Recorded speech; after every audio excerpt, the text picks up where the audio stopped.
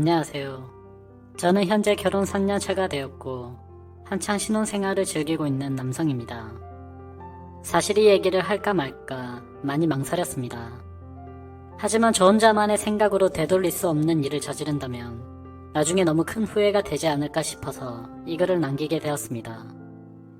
이야기를 시작하기에 앞서서 제 고민을 말씀드리면, 저는 제 아내를 옆에 두고 있지만 계속해서 장모님이 생각나서 미칠 것 같습니다. 제 이야기를 읽어봐 주시고 어떻게 하는 게 현명할지 좋은 말씀 부탁드립니다. 저는 원래 가진 것 없는 흙수저 출신입니다. 그래서 돈에 관심이 굉장히 많았고 사업에 큰 뜻이 있었죠. 어릴 때는 공부도 썩 잘하지 못했고 할 줄 아는 거라고는 운동밖에 없었습니다. 그렇게 자라오다 보니 저는 자연스럽게 헬스 트레이너라는 직업이 생겼죠. 결국 저는 남들보다 열심히 살았습니다. 몇 년 동안을 열심히 돈을 모았고 결국에는 동네에 작은 헬스장을 차리게 되었죠. 참 작지만 나름대로는 의미가 깊은 곳이었습니다. 앞으로의 삶에 큰 기대도 주었고 지금의 아내도 그곳에서 만났으니까요. 아무쪼록 처음에는 영업이 잘 된 덕분에 승승장구할 것만 같았습니다. 그래서 큰 걱정 없이 지금의 제 아내와 결혼까지 하게 되었죠. 하지만 생각처럼 삶은 녹록지가 않더군요.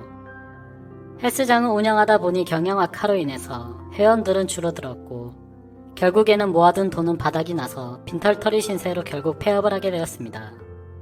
정말 앞날이 깜깜했고 스트레스로 탈모까지 진행이 될 정도로 너무 많이 힘들었습니다.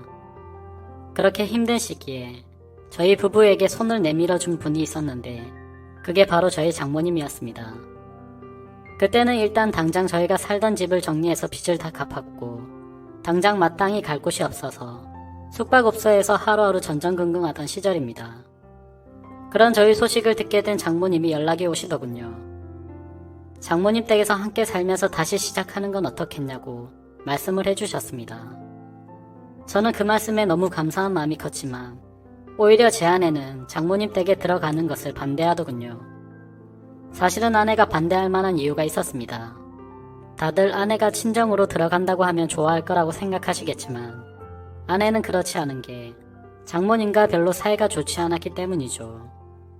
왜냐하면 장모님은 아내의 친엄마가 아니라 새엄마였기 때문입니다. 장모님은 아내가 20살이 되었을 때 재혼을 하셨는데 아버지는 재혼한 지 2년도 채 안 돼서 돌아가셨다고 했습니다. 그래서 장인어른이 살아계실 때는 가족처럼 지내기 위해 노력했었다고 하는데 장인어른이 돌아가시고 난 뒤로는 아내가 곧바로 독립을 했다고 하더라고요. 그렇다고 기분 나쁘게 집을 나온 건 아니었고 취직을 하면서 회사 근처로 옮긴다며 자연스럽게 나와서 지냈다고 했습니다. 아무쪼록 그렇게 집 밖으로 나와서 지내게 되니 함께 지내면서 친해질 시간은 딱히 없게 되었던 거죠. 그래서 아내와 장모님은 여전히 서먹서먹한 사이였습니다. 그렇다고 서로 싫어하는 건 아니었죠. 아내도 처음 재혼을 할 때 별로 싫어했던 건 아니었다네요.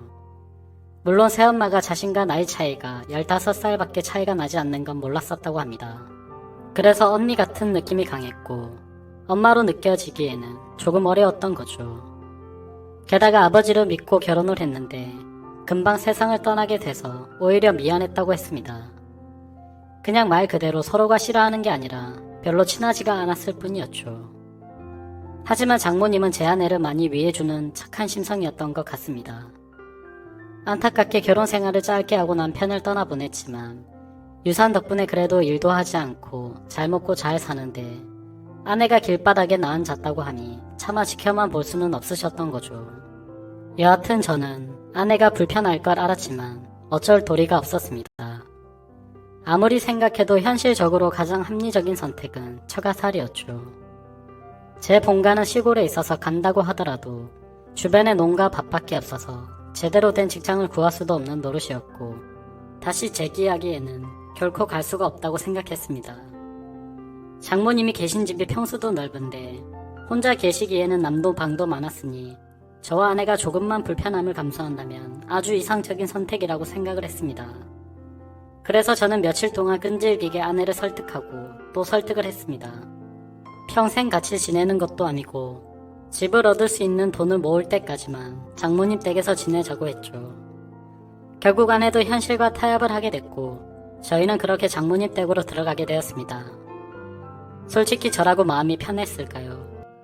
저도 염치가 있었기에 정말 너무나도 마음이 불편하긴 했었습니다. 하지만 어쩔 수 없이 장모님 댁에 들어가서 살게 되었죠. 그렇게 한 달이라는 시간이 지났습니다. 아내는 원래 다니던 회사에서 계속해서 다녔고 저는 장모님 댁에서 멀지 않은 곳에 헬스 트레이너로 취직을 하게 되었죠.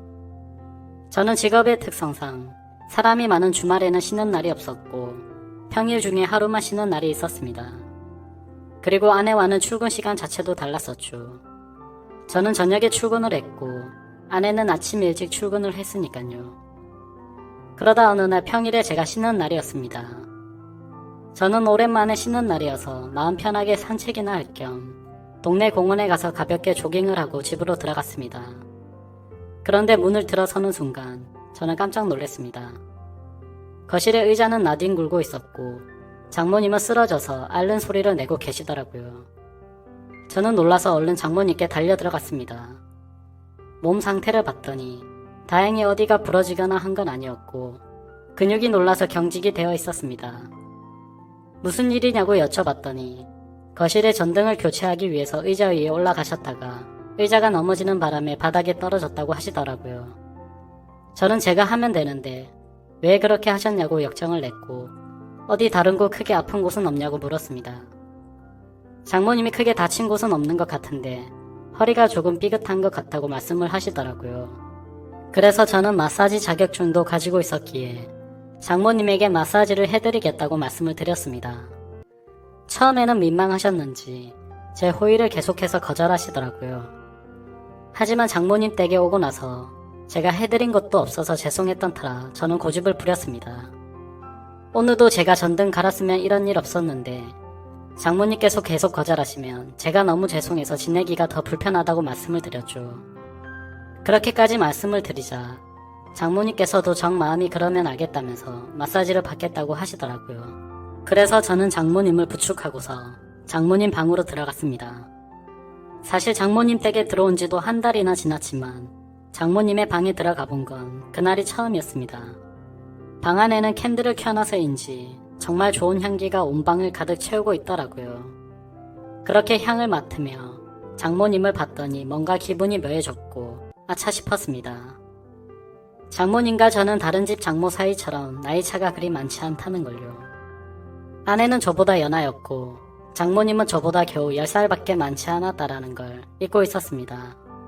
사실 사회에 나가면 장모님은 40대 초중반의 나이에 많지 않은 나이였고 나이를 모르고 보면 30대 중후반으로 보일 만큼 동안이셨죠. 제 입장에서는 항상 장모님으로 대했고 생각했기에 애써 외모에 대한 객관적인 생각을 하지 않았을 뿐 미모도 훌륭하셨죠. 그리고 무엇보다도 장모님은 장인어른과 결혼 전에 요가 강사를 하셨었기에 지금까지도 관리를 잘하고 계셔서 몸매는 솔직히 제 아내보다도 훨씬 좋은 것 같았습니다. 아무튼 저는 엎드려 있는 장모님을 보니까 순간 수많은 생각들이 스쳐 지나갔지만 정신을 차리고 마사지를 해드리기 시작했습니다. 한참 마사지를 해드리다 보니 아무 말 없이 조용히 계시던 장모님은 마사지를 왜 돈 주고 받는지 알겠다고 처음으로 말씀을 하시더군요. 그리고는 저에게 여기저기 아픈 곳을 알려주셨고 저는 허리뿐만이 아니라 평소에 불편하시다고 한 곳을 전체적으로 마사지를 해주었습니다. 오랜 시간 동안 마사지를 해드리면서 조용히 마사지만 했던 건 아니었고 자연스럽게 장모님과 저는 많은 이야기를 나누게 되었습니다. 사실 그동안 저는 염치 없이 처가살이를 하는 입장이라 장모님께 함부로 말도 붙이지 못했고 약간은 내성적인 성격이신 장모님도 제게 그다지 말을 먼저 붙이지는 않으셨었죠.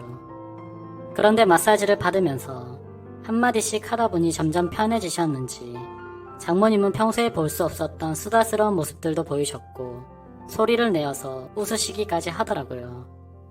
저도 뭔가 장모님과 한층 더 가까워진 것 같아서 기분이 좋았고 오랜만에 즐겁게 수다를 떨다 보니 시간 가는 줄 모르고 계속 마사지를 해드렸습니다.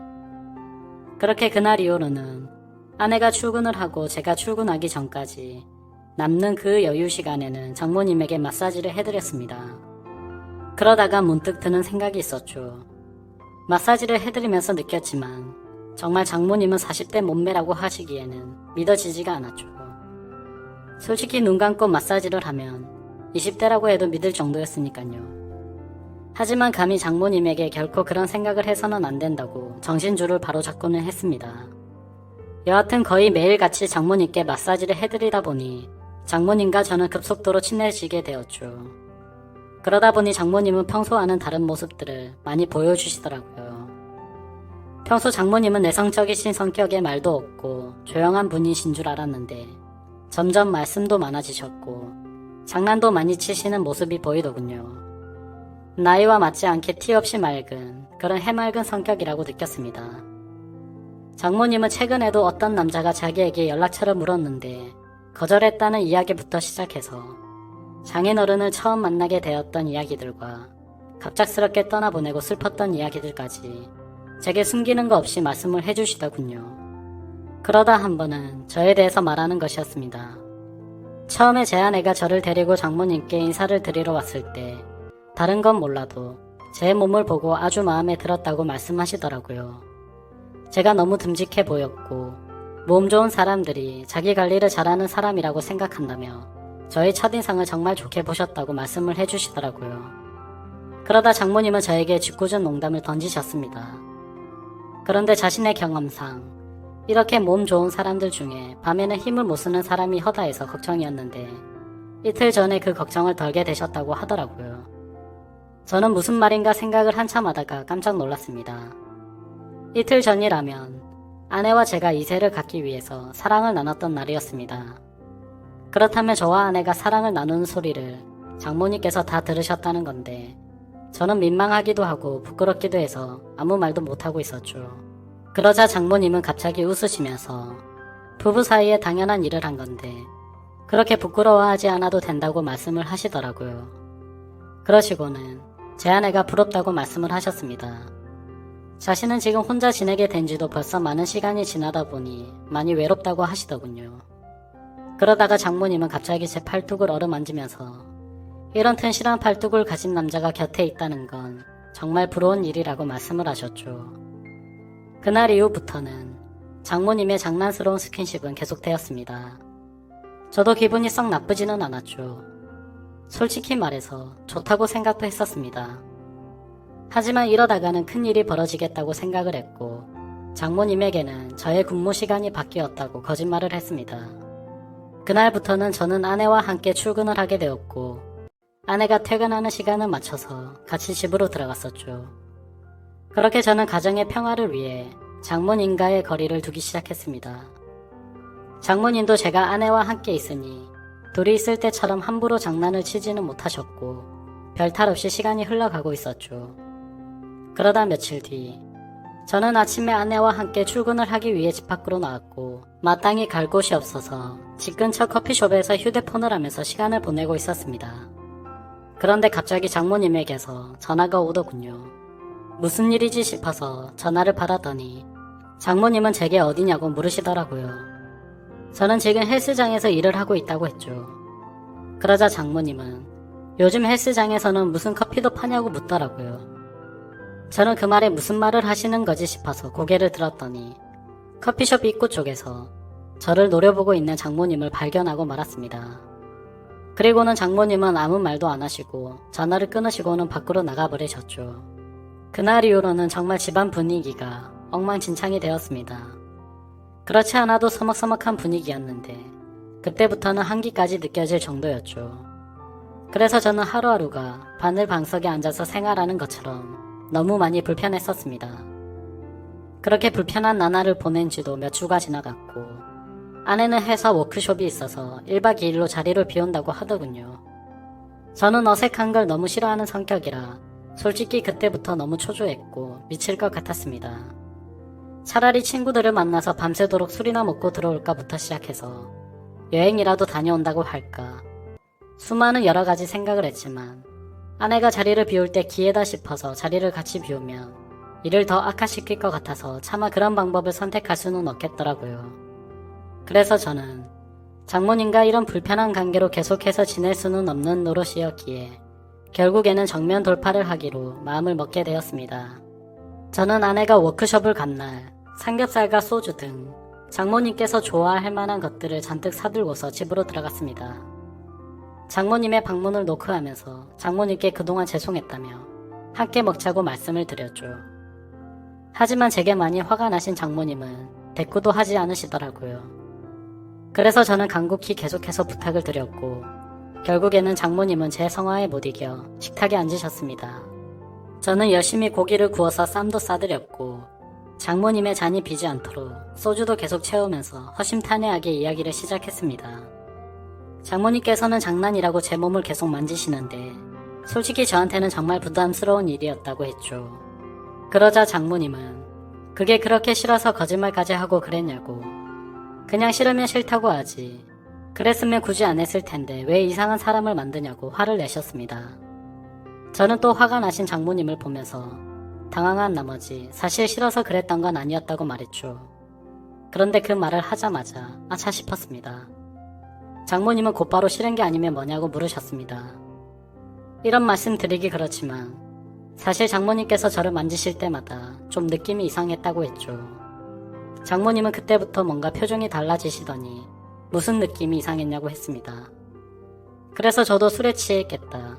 그동안 억울했던 마음도 있었던 터라 생각 없이 말을 내뱉기 시작했습니다. 장모님처럼 젊으시고 예쁘신 분이 저를 만지시니까 당연히 이상한 생각이 들고 그랬다고. 저도 남잔데 아무렇지 않은 게 이상하지 않겠냐고 필터를 거치지 않고 마구 말을 했죠. 그 말을 하는 순간 분위기는 순식간에 얼어붙어 버렸고 그 대화를 마지막으로 장모님과 저는 그냥 연신 술만 마시기 시작했습니다. 그래서 저는 분위기를 만회하고자 장모님에게 시덥지 않은 농담을 던지기 시작했지만 분위기는 쉽사리 나아지지가 않더라고요. 그렇게 술만 연신 들이붓다 보니 저도 모르게 정신이 왔다 갔다 할 만큼 술이 올라오기 시작했습니다. 근데 갑자기 장모님은 실수로 옷에 음료수를 쏟게 되셨고 옷을 갈아입고 오신다고 하더니 방으로 들어가셨습니다. 그래서 저는 혼자서 술을 계속 마시고 있었죠. 그렇게 몇 분이 지나서는 장모님 방의 문이 열려서 고개를 들었는데 저는 깜짝 놀라서 들고 있던 술잔을 놓쳐버릴 뻔했습니다. 장모님은 차마 입에 담지 못할 그런 복장으로 갈아입으시고는 저에게 다가와서 조용히 말했습니다. 나 지금 많이 취해서 기억이 하나도 안 날 것 같아. 너도 그렇지 않냐며 제게 묻더라고요. 저도 술에 취한 나머지 그렇다고 고개를 끄덕였습니다. 그랬더니 장모님은 갑자기 제게 키스를 하면서 우리 오늘은 기억에서 지우자 하고는 저를 끌어안았습니다. 장모님과 저는 그렇게 술에 취해서인지 무언가에 홀렸던 건지 그날 밤 함께 넘지 말아야 할 선을 결국 넘고야 말았습니다. 다음날 아침 장모님의 침대에서 눈을 뜨게 되었고 옆에서 누워 계신 장모님은 아직 곤히 자고 있더군요. 저는 장모님이 깰까봐 조용히 밖으로 나와서 평상시처럼 식탁을 치우고 샤워를 했습니다. 제가 샤워를 하던 중에 장모님도 일어나셨는지 평상시와 다름없이 제가 먹을 아침을 차려주셨습니다. 그날부터 저와 장모님은 더 어색한 사이가 되었습니다. 마주칠까봐 서로가 서로를 피하는 듯한 그런 느낌이었죠. 그렇게 며칠이 지나가게 되었고 장모님은 따로 아내를 부르더니 통장을 하나 건네주었습니다. 좋은 집은 아니어도 오피스텔 보증금 정도는 될 것 같다면서 줬다고 하더군요. 그렇게 그날 이후로 저와 아내는 장모님 댁에서 나오게 되었고 새로운 오피스텔을 얻어서 지내고 있습니다. 그로부터 벌써 한 달이라는 시간이 지났습니다. 정말 그날 일은 잊으려고 무던히도 애써봤고 사실 금방 잊혀질 거라고 생각했습니다. 그런데 제가 정말 미쳐버린 건지 그날 있었던 일이 너무 생생하고 그립다고나 할까요? 제가 정말 이래서는 안 되는데 제 아내를 옆에 두고서 저는 장모님이 계속해서 생각나서 미쳐버릴 것 같습니다. 차마 이런 생각을 하는 것조차 욕을 먹어 마땅한 그런 일인 걸 잘 알지만 사람 마음이라는 게 수학 공식처럼 답이 정해져 있는 게 아니잖아요. 장모님의 얼굴을 한 번 더 보고 나면 제 마음이 착각을 했구나 생각할 수도 있을 것 같은데 용기를 내서 장모님에게 연락을 하는 게 맞을지 어떻게 해야 할지를 잘 모르겠네요. 다른 분들이라면 어떻게 하실 것 같으신가요? 그냥 얼굴만 보는 건데 크게 문제가 되지 않을 것 같고 연락을 해보는 게 맞을까요? 아니면 지금처럼 계속 참아가면서 살아가는 게 맞을까요? 부디 현실적인 답변 부탁드리겠습니다. 감사합니다.